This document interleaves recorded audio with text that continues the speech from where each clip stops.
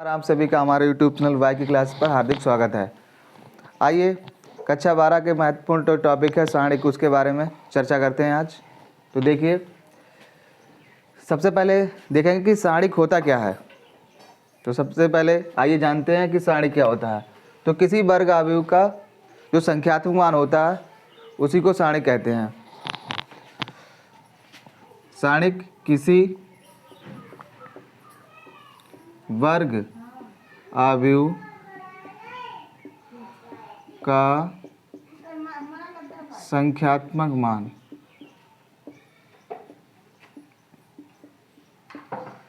सारणिक कहलाता है।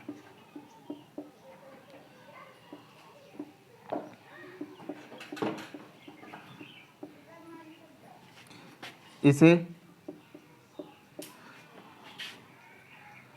डेट ए या मॉड ए से व्यक्त करते हैं। तो जो सारणिक क्या होता है, मतलब जो किसी वर्ग आव्यूह का जो संख्यात्मक मान है उसी को सारणिक बोलते हैं। तो जो वर्ग आव्यूह होती है वो वर्ग आव्यूह क्या होती है, मतलब ऐसी आव्यूह जिसमें पंक्तियों और स्तंभों की संख्या बराबर होती है उसे वर्ग आव्यूह बोलते हैं। तो समझ गए, इसे इंग्लिश में डिटरमिनेंट बोलते हैं, इसकी इसलिए शॉर्ट में इसे डेट ए लिख देते हैं या इसे मॉड ए द्वारा व्यक्त करते हैं। अब आइए अब सारणिक का विस्तार करते हैं। सारणिक का विस्तार, सारणिक का विस्तार। फर्स्ट है यदि प्रथम कोटि की आव्यूह का विस्तार। जैसे कोई आव्यूह दी है,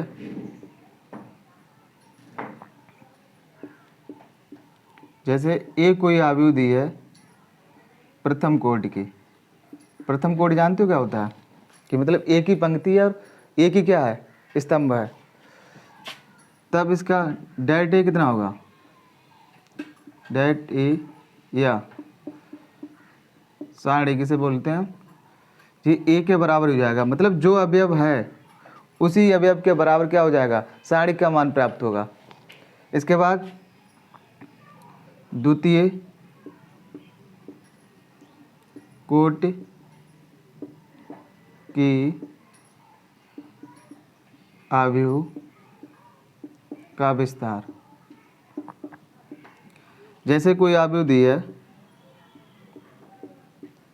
ए बराबर A1 B1 A2 B2, तब इस जो डेट है या फिर सारणिक, इसका मान कितना हो जाएगा, A1 B1 A2 B2। तो इसमें इस तरह से गुणा कर लेते हैं, मतलब A1 की गुणा B2 से करेंगे और A2 की गुणा B1 से करेंगे। तो ये आ जाएगा A1 B2 minus A2 B1। इसी प्रकार देखते हैं तृतीय कोटि की आव्यूह का विस्तार। जैसे कोई आव्यूह दी है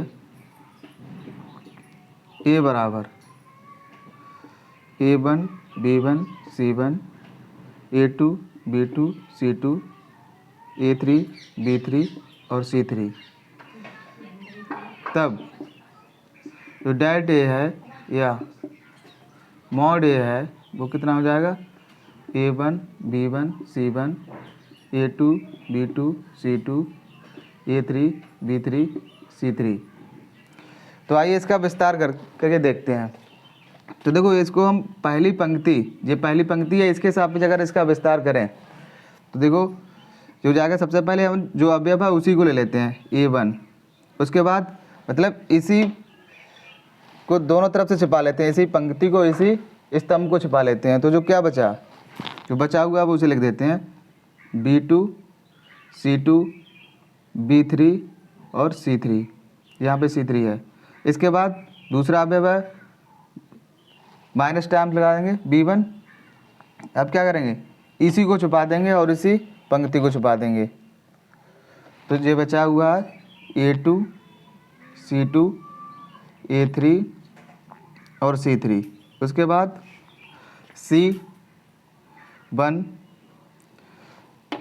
इसी स्तंभ को छुपा लो, इसी पंक्ति को छुपा लो। तो जो बचा हुआ A2 B2 A3 और ये B3, इसका विस्तार कीजिए तो A1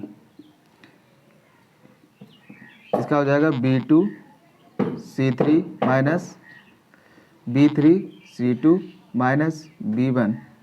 इसकी भी गुणा इसी तरह से करेंगे, A2 C3 minus A3 C2 plus C1 A2 B3 minus A3 B2। एक नोट लिखिए, यहाँ पर है, तो किसी भी साड़ी का जो विस्तार है वो किसी पंक्ति या स्तंभ में करेंगे तो उसके लिए चिन्हों को इस तरह से याद रखेंगे। मतलब पहला प्लस होता है, दूसरा माइनस, फिर प्लस, पहला माइनस, दूसरा प्लस, तीसरा माइनस, पहला प्लस, दूसरा माइनस, तीसरा प्लस।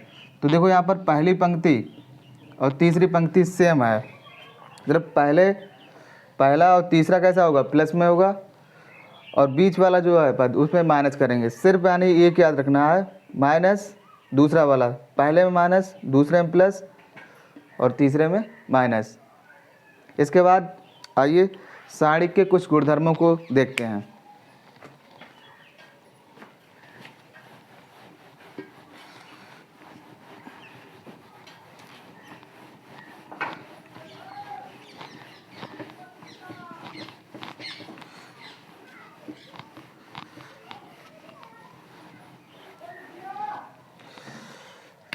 साड़ी के गुणधर्म, साड़ी के गुणधर्म।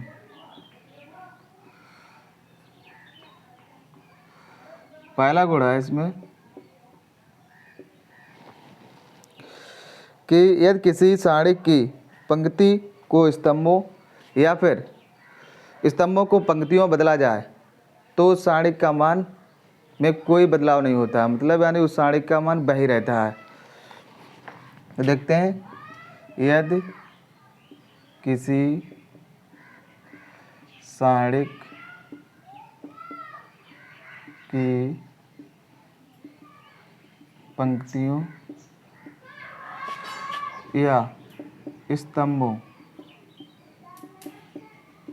में परस्पर बदलाव कर दें तो उस साड़ी के मान में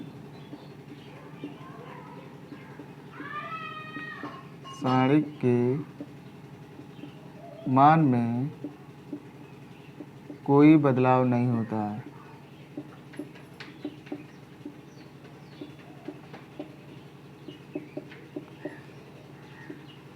जैसे कोई अवयव दिए, कोई साड़ी दिया है A बराबर A1 B1 C1 A2 B2 C2 A3 B3 और C3। तो ये दोनों आपस में बराबर होंगे। अगर हम ये पंक्ति है और ये क्या है, स्तंभ है, अगर हम इनको चेंज कर दें A1 A2 A3 B1 B2 B3 C1 C2 C3, अगर हम इसका विस्तार करें और इसका विस्तार करें तो दोनों के मान कैसे आएंगे, आपस में बराबर आएंगे, कोई बदलाव नहीं होगा।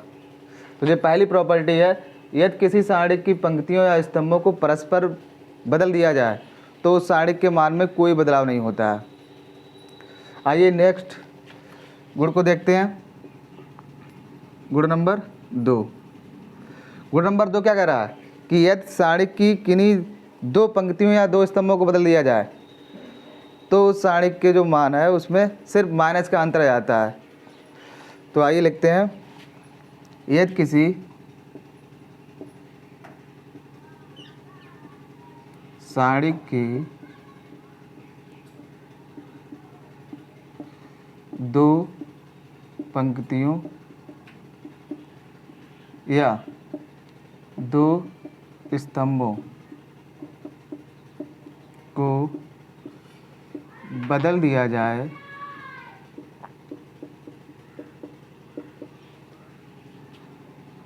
तो उस सारणिक के मान तो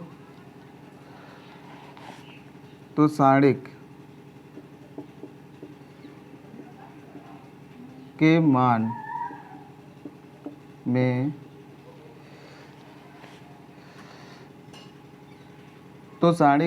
के मान में चिन्ह का बदलाव हो जाता है।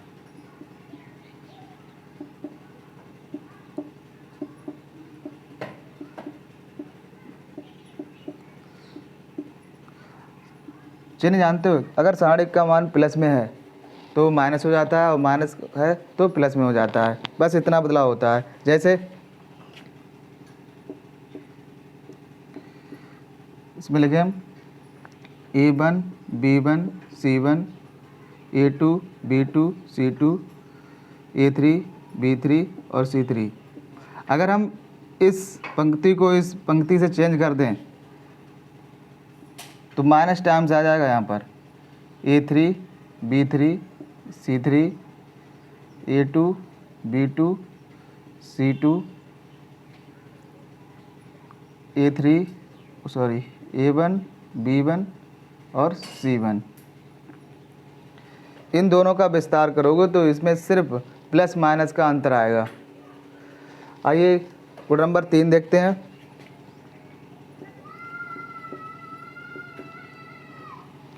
गुण नंबर 3 में है कि यदि किसी सारणिक की दो पंक्तियां या फिर दो स्तंभ आपस में अगर बराबर हो जाएं तो उस सारणिक का मान शून्य हो जाता है। आइए देखते हैं, यदि किसी सारणिक की कोई दो पंक्ति या स्तंभ आपस में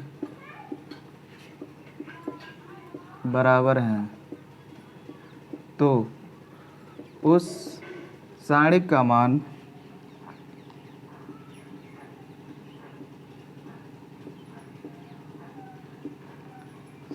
शून्य होता है। जैसे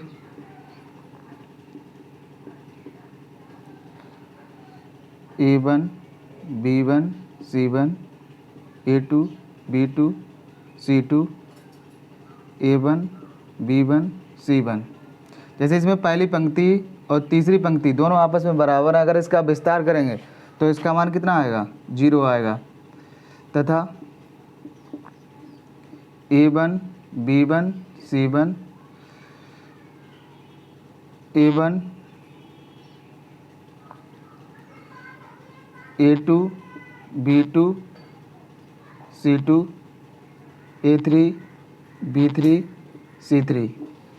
इसमें करना है मतलब यानी A1 A2 A3 B1 B2 B3, इसी में एक को बराबर कर लो A1 A2 A3। तो इस देखो C1 स्तंभ और C3 स्तंभ आपस में बराबर है तो इसका मान भी कितना हो जाएगा, 0 हो जाएगा। आइए इतना पढ़ने के बाद आगे देखते हैं।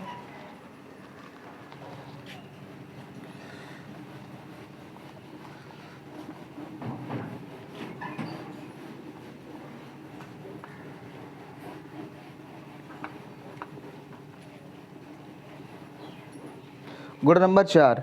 गुण नंबर 4 कह रहा है कि यदि किसी सारणिक की कोई पंक्ति या फिर कोई स्तंभ उसके सभी अवयव अगर 0 हो जाएं तब भी उस सारणिक का मान क्या हो जाता है, 0 हो जाता है। तो आइए गुण नंबर 4 को लिखते हैं।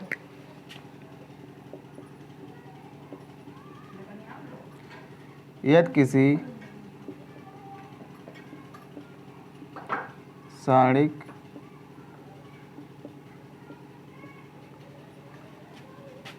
की किसी पंक्ति या स्तंभ के सभी अवयव शून्य हो तो उस सारणिक का मान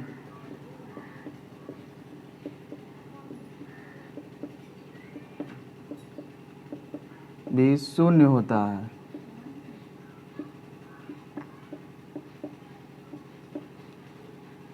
जैसे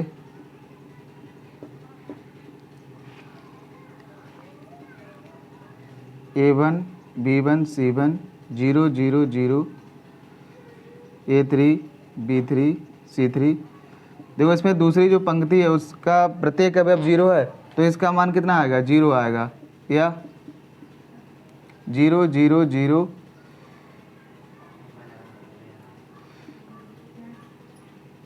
B1 B2 B3 C1 C2 C3। यहाँ पे देखिए तीसरी मतलब यानी पहला स्तंभ 0 0 है, तो इसका भी मान कितना आएगा, 0 आएगा। आइए आगे देखते हैं।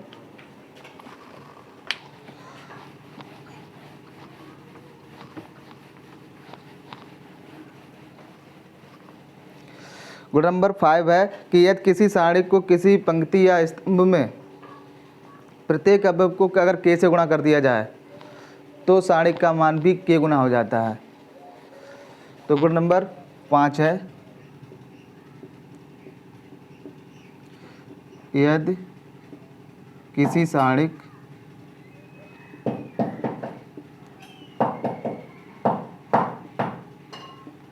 की किसी पंक्ति या स्तंभ को किसी संख्या k से गुणा कर दिया जाए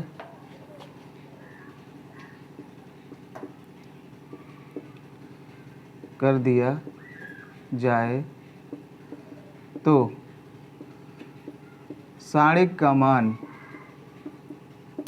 भी k गुना हो जाता है।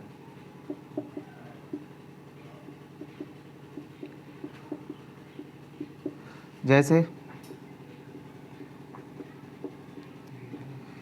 A1 B1 C1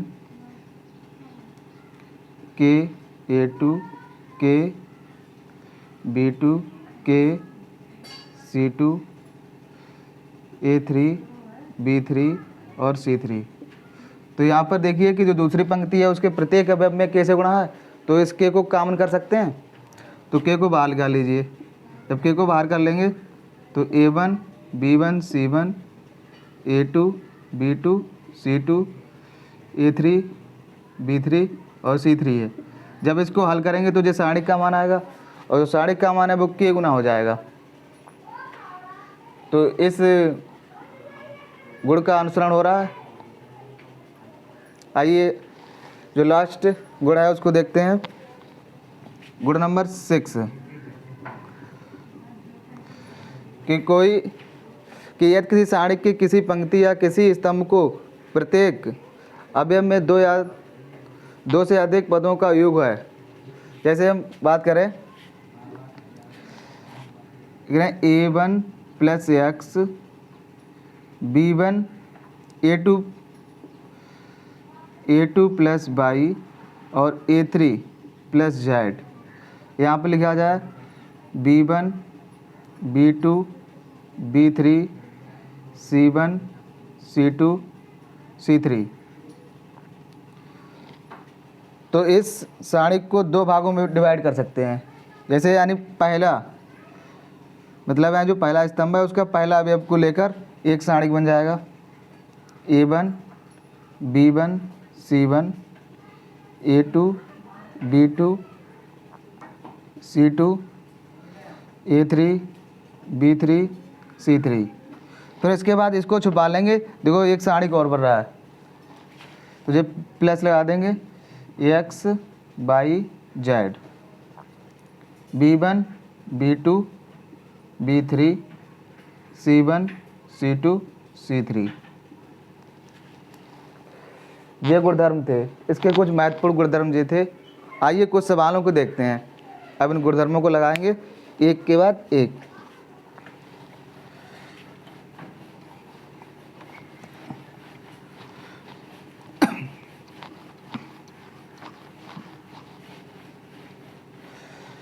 तुम्हारा जो पहला सवाल है, सवाल नंबर 1, सारणिक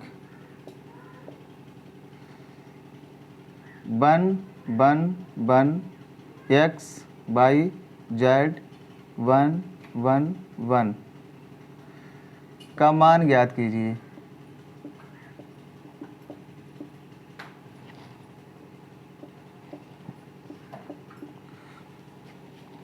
तो देखो सवाल बहुत सिंपल है।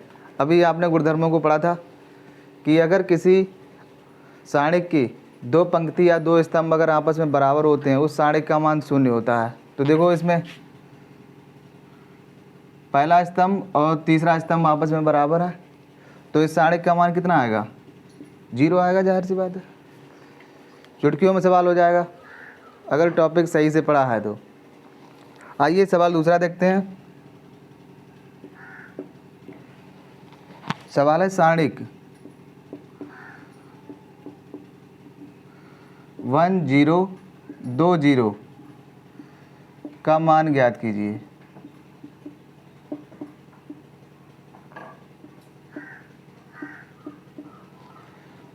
तो इसका हल कैसे लिखोगे?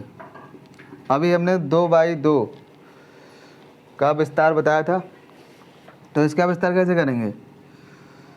1 0 2 0, इसकी गुणा इधर, इसकी गुणा इधर।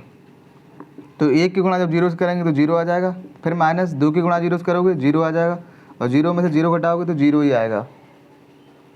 आइए कुछ सवालों को और देखते हैं।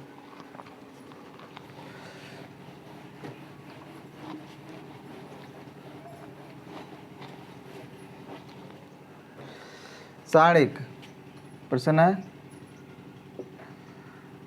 सारणिक सवाल है 200 203। कुछ सवालों को ले लेते हैं। 206 201 204 207 202 205 208 का मान ज्ञात कीजिए।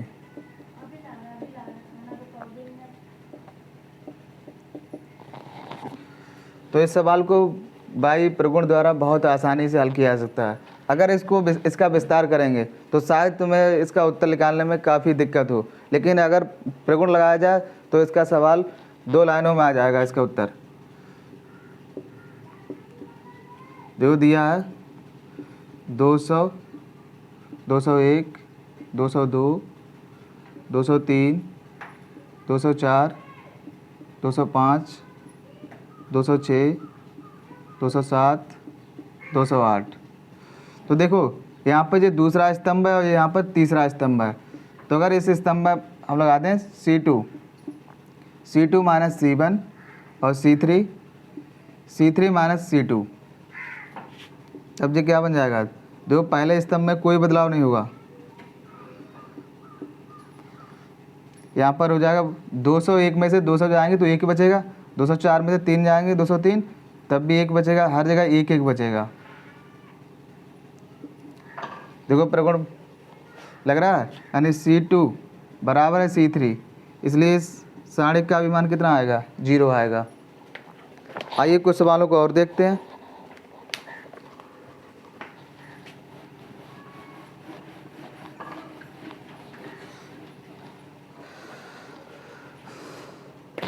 सवाल है प्रश्न x plus Y, Y plus Z, Z plus X, Z x Y one one one का मान ज्ञात कीजिए।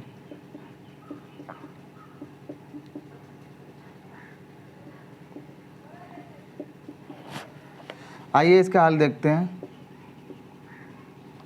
तो दिया है देखो x plus Y, Y plus Z, Z plus X, Z x Y one one one.